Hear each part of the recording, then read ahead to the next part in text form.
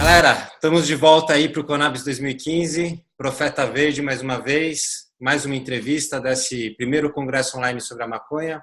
E hoje o tema da nossa conversa é cultivo de maconha, especialmente o cultivo para uso pessoal. E quem vai falar com a gente agora é o William Lantelme Filho, que é criador do Grow Room e um ativista pela legalização da maconha que já há alguns anos está debatendo aí a questão do cultivo pessoal de maconha. Então, eu vou passar a bola aí para o William, para ele contar um pouco para a gente sobre essa história de como começou o cultivo de maconha no Brasil, como é que está hoje a questão para quem quer cultivar maconha para uso pessoal e como é que ele imagina que vai ser nos próximos anos, a depender de como estão indo as coisas hoje. Então, William, obrigado, valeu por ter aceito o nosso convite. É legal ter a participação do movimento dos cultivadores aqui no Conabis, acho muito importante os cultivadores falarem e manifestar sua voz. E, cara, a bola é sua. Conta um pouco pra gente aí como é que começou esse movimento do cultivo aqui no Brasil. Valeu, Fernando. Valeu aí pelo convite. Muito legal estar participando desse evento grandioso, ser um dos convidados, né? E poder compartilhar um pouco do meu conhecimento, compartilhar informação aí para o pessoal que está em casa nos assistindo. Então, eu queria falar um pouco sobre o cultivo. Logicamente, o cultivo já sempre teve muita gente que se interessou pelo assunto de cultivar a cannabis em casa, poder ter acesso a uma erva de qualidade, uma erva que você sabe a procedência. Mas o Grow Room, quando o Grow Room começou, ele conseguiu reunir pessoas que tinham interesse nesse assunto de forma anônima, né? Porque ele tem um nickname, e assim, de forma anônima, de forma privada, de forma segura, que possibilitou essas pessoas a trocarem informações, né, na internet e desenvolver o conhecimento sobre esse assunto para estar adquirindo uma erva de qualidade, para poder ser autossustentável, para poder se medicar. Enfim, o que eu acho muito importante falar é que os fóruns, eles tiveram, não só o Grow Room, né? O Grow Room foi, no caso, o Fórum da Língua Portuguesa, né, que permitiu isso, mas os fóruns, eles tiveram assim, um papel fundamental no desenvolvimento da cultura canábica, assim, na cultura canábica, do ativismo, das leis, da indústria, de tudo assim, relacionado à planta, porque foram através desses fóruns que essas pessoas conseguiram, dessa forma, com segurança, com anonimidade e, ao mesmo tempo, de forma globalizada, conseguindo conectar todo mundo, essas ferramentas de fórum conseguiram desenvolver a comunidade canábica no mundo todo. No Brasil, acho que, como a gente não está tão desenvolvido assim na questão legal, eu digo, de ter leis que permitam fazer mais coisas com a planta, no Brasil, que ainda não está nesse nível, eu acho que o Grow Room foi fundamental para o desenvolvimento, então, do ativismo, que foi o que estava mais acontecendo nessa época. Então, claro que sempre foi um espaço assim que começou voltado para o cultivo como assim o assunto principal, mas assim como uma ferramenta mesmo de internet, uma ferramenta para conectar as pessoas. Acho que o fórum foi muito importante para unir as pessoas, criar coletivos locais, e disso saiu muita coisa, né? Muitos coletivos, muitos organizadores depois organizaram a Marcha da Maconha e tal.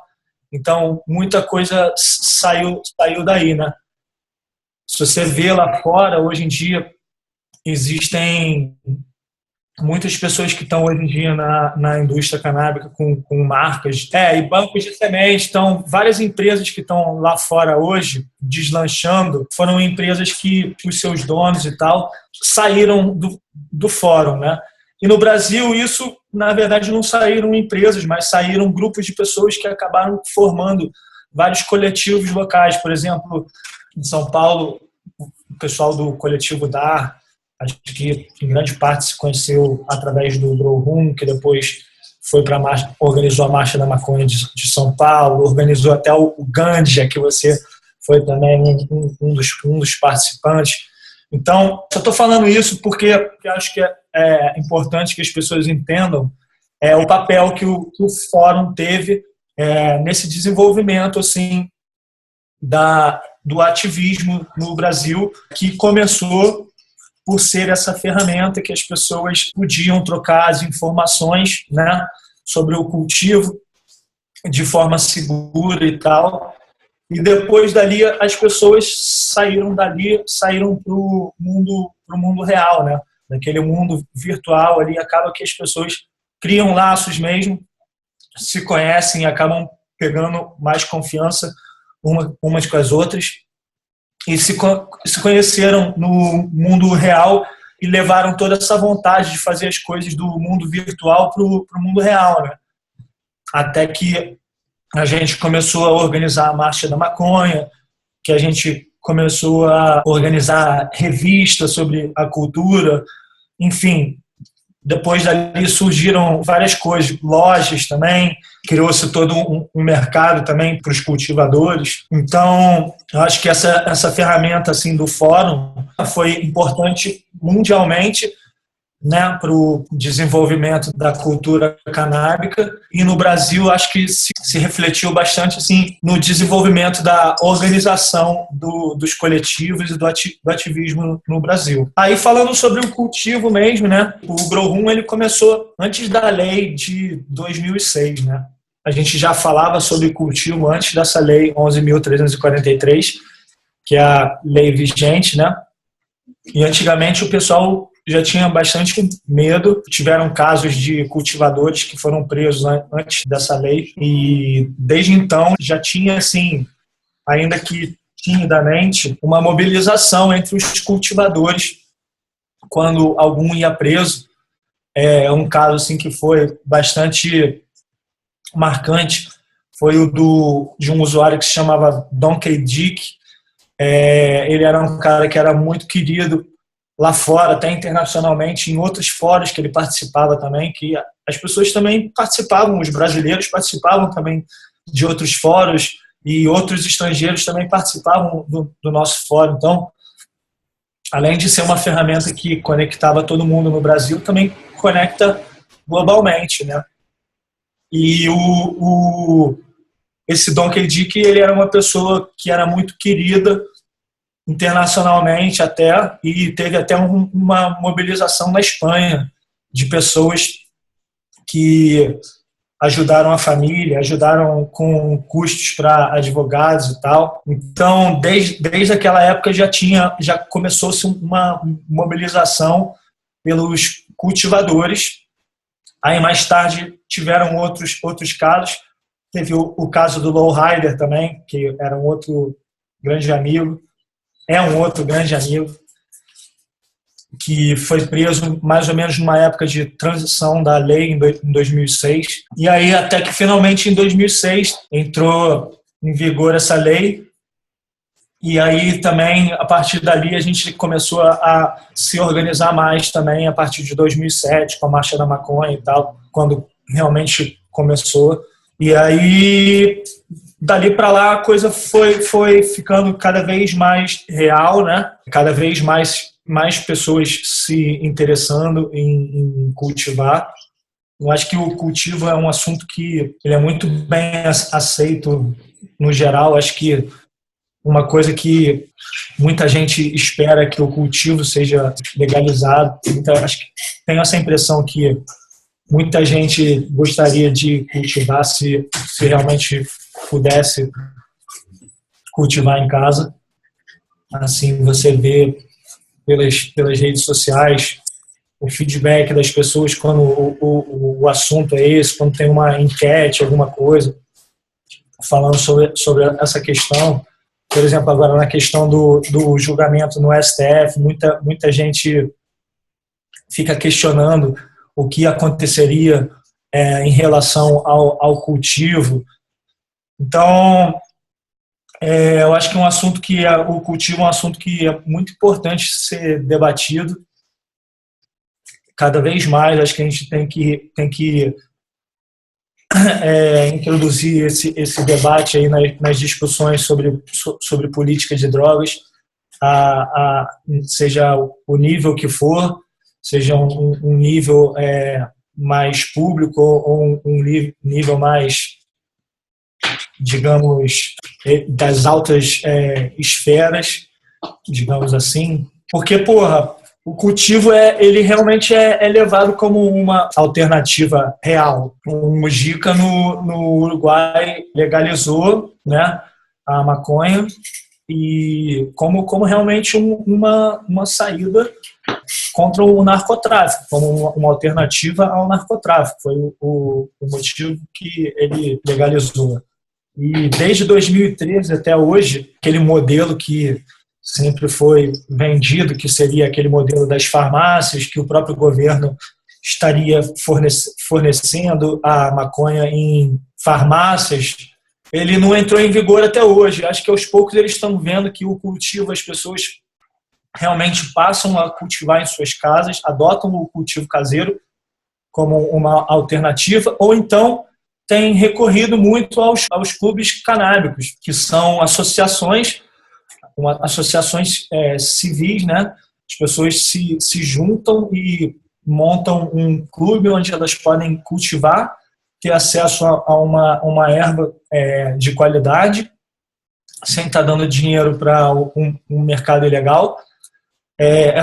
Toda essa erva que é comprada, ela tem limite, você não pode comprar qualquer quantidade. Dali se paga impostos também, existe contabilidade de tudo isso. Enfim, eu acho que o Uruguai adotou a legalização e falou nesse fornecimento através das farmácias, mas acho que ao mesmo tempo ele acabou vendo que essa solução está indo muito bem. É um modelo que é sem fins lucrativos, não tem propaganda por aí nas ruas dos clubes, então é uma coisa que é bem tranquila, não visa altíssimos lucros de empresas, é uma coisa bem sustentável, um modelo bem sustentável, que paga, ao mesmo tempo paga seus impostos. Então, eu acho que aos poucos eles estão vendo que isso está indo bem e estão, de certa forma, fomentando isso ao demorarem a introduzir esse sistema aí das farmácias, né? Então, voltando aqui para o Brasil, acho que o cultivo tinha uma grande possibilidade de ser uma alternativa mais racional para a gente ter aqui no Brasil. Eu acho que eu sou a favor da legalização de todas as drogas, mas eu acho que cada uma tem que ser adotada de uma forma. Eu acho que a cannabis é uma das drogas ilegais que é a mais consumida no mundo, né?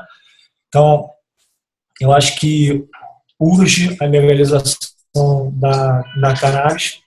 E a cannabis, de certa forma, já tem algumas experiências que a gente pode se basear e pode introduzir por aqui, que seria muito melhor do que esse sistema que a gente tem hoje, que já se provou mais que falido, né?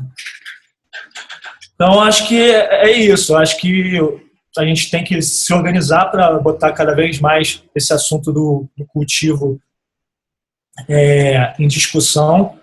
Acho que o movimento precisa lutar muito agora para, de alguma forma, instruir as pessoas, as autoridades, no caso, sobre quantidades, porque o que acontece hoje é que muitas pessoas que, na verdade, estão querendo se ver livre desse mercado de drogas, de consumir uma maconha de péssima qualidade. Eu acho que a maconha que é fumada no Brasil deve ser uma das piores do mundo. Graças a Deus, tive a oportunidade de visitar muitos lugares no mundo e fumar lá. nesses lugares, e acho que em nenhum lugar fuma-se uma maconha tão ruim como aqui. Então, é preciso que a gente comece a se organizar e falar sobre quantidades, tentar de alguma forma aí mudar a lei para poder, não sei se mudar a lei, não sei, mas instruir as pessoas, as autoridades, sobre o que é a planta, né? Muitas vezes os cultivadores são presos e a perícia, ela, ou por falta de informação ou por maldade mesmo, incriminam esses cultivadores como traficantes ao pesarem as plantas com vaso, com terra, com tudo, o que não faz sentido nenhum. Alguns países do mundo só contam as plantas que estiverem florindo, né? Porque realmente da planta que está em período vegetativo não se extrai substância psicoativa nenhuma. Então, muitas vezes, esses peritos eles pesam as plantas com toda a matéria que está ali, que não faz sentido nenhum, e essas pessoas que estavam querendo deixar de consumir a erva por causa do mercado ilegal, elas acabam sendo presas como traficantes.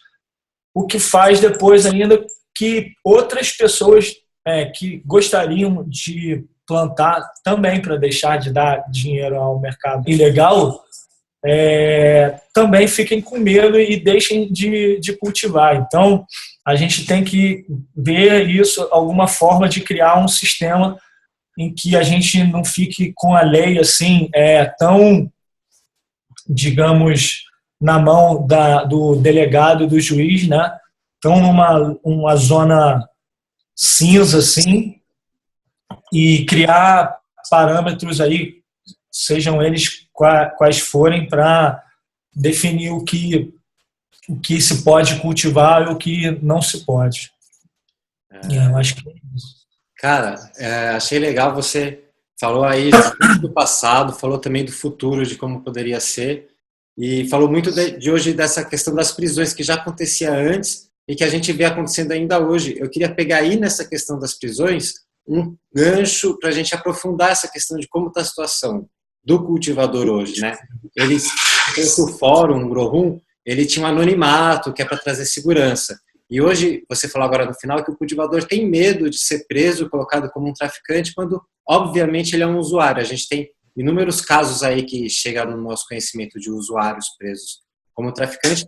E no fórum, no Grow Room também, tem até o movimento do SOS Grow Room, né, que é para quem está preso poder contatar o fórum. Então, a importância dessa união aí dos cultivadores, inclusive para trazer segurança nesse aspecto, né? Acho que é importante o papel do fórum nesse sentido. O que acontece é que hoje também as pessoas, o debate está muito mais aberto, né? As pessoas, elas perderam um pouco o medo de debater sobre esse assunto, o que é muito, muito bom, é ótimo, digamos, mas só que ao fazer isso, muitas pessoas esquecem que elas podem estar correndo o risco debatendo certos assuntos num lugar onde ainda não legalizou, que o Brasil infelizmente ainda não legalizou. E ao mesmo tempo o número de cultivadores cresce a cada dia, né? A gente todo dia tem mais gente plantando, e aí acho que cada vez mais as pessoas acabam se expondo. E aí acabam perdendo assim, um pouco do receio de falar sobre qualquer assunto e se expõem muito nas mídias sociais, né? E acabam indo presos. Acho que acabam deixando muitos rastros por aí, e isso acaba trazendo problemas para essas pessoas no futuro. O fórum ele é importante porque ele, ainda que não seja uma coisa completamente segura, ele te dá pelo menos essa questão do anonimato.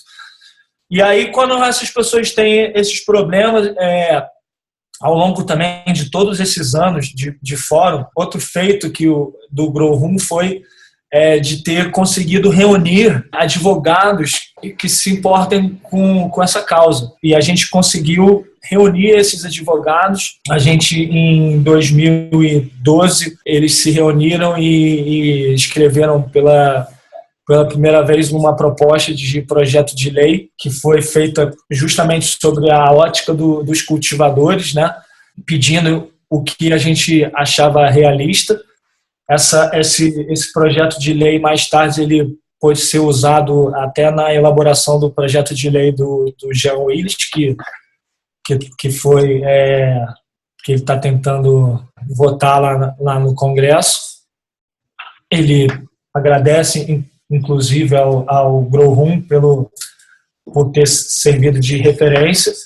E depois, mais tarde, esse grupo também, mais tarde não, meio que em paralelo, esse grupo criou um serviço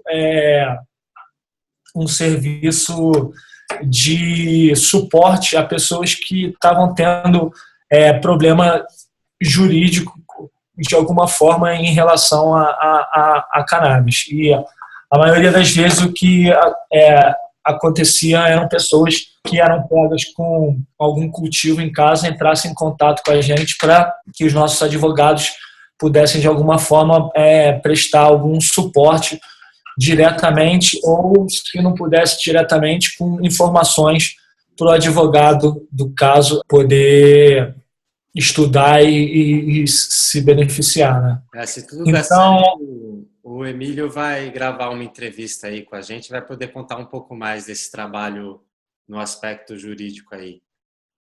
Legal. O Grow Room é uma inspiração para a gente, por exemplo, na Associação Canábica aqui de São Paulo, tanto a questão da organização entre cultivadores e a questão do trabalho jurídico de apoio. É legal estar conversando com você para desfrutar um pouco mais dessa experiência do Grow Room. Com certeza, o trabalho que o Emílio ali e os advogados do Grow Room fazem é um trabalho assim, muito louvável, muito demais mesmo, porque eles fazem esse trabalho sem apoio nenhum. Muitas vezes tem gastos para se deslocar para algum lugar, ou então gastos com xerox de processos, de material jurídico, enfim, fora o tempo que essas pessoas doam, né, para essa causa. Então, com certeza, eles estão fazendo aí um trabalho super importante.